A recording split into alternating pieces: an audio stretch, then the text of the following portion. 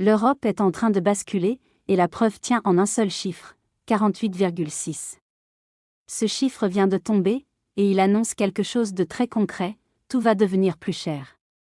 Les médias en parlent rapidement, mais ils ne t'expliquent pas vraiment ce que ça veut dire. Et pourtant, ce chiffre peut impacter ton argent, ton travail, et les mois qui arrivent. 48, si, c'est ce qu'on appelle un indicateur PMI. C'est un thermomètre de l'économie réelle. La règle est simple, au-dessus de 50 l'économie avance, en dessous de 50 elle recule, et là, on est à 48,6. Ça veut dire que l'Europe est en train de ralentir. Le mois dernier, on était encore au-dessus de 50. En un seul mois, on est passé sous la ligne rouge. Et ce genre de chute, ce n'est jamais un bon signe. Pourquoi ça arrive? À cause de la tension mondiale, et surtout du prix de l'énergie. Quand le pétrole monte, tout suit, transport, alimentation, production. Et concrètement, ça change quoi pour toi? Moins d'opportunités. Des salaires qui stagnent, des prix qui augmentent, des crédits plus difficiles, autrement dit, ton pouvoir d'achat baisse. Maintenant regardons pays par pays. Parce que tout le monde ne souffre pas de la même façon. L'Allemagne d'abord. Première économie d'Europe. Elle vient de diviser par 2 ses prévisions de croissance pour 2026. De 1% à 0,5%. Et son indice PMI est tombé à 48,3 en avril. Son plus bas niveau en 16 mois. Le secteur des services allemands enregistre son plus fort repli en 3 ans et demi.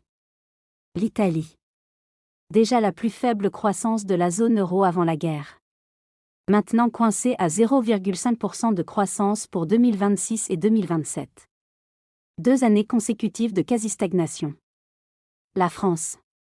Croissance revue à 0,9% selon le FMI. En baisse de 0,3 points par rapport aux prévisions de janvier. Et le ministre de l'économie Roland Lescure a reconnu publiquement que cette guerre a déjà coûté au moins 6 milliards d'euros à la France. Pas une projection. Un constat officiel. Et les États-Unis eux-mêmes ne sont pas immunisés.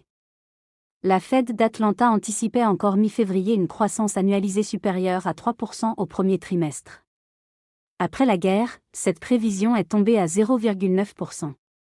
Avant de légèrement remonter à 1,2%. C'est la réalité d'un choc énergétique mondial.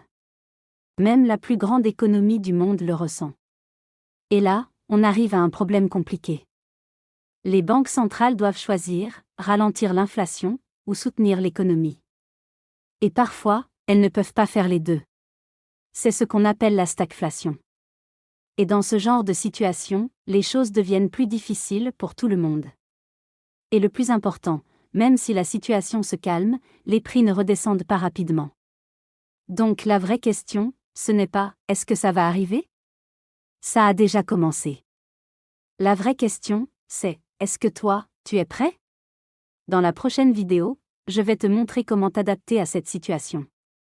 Parce que dans ce genre de crise, ceux qui anticipent s'en sortent toujours mieux.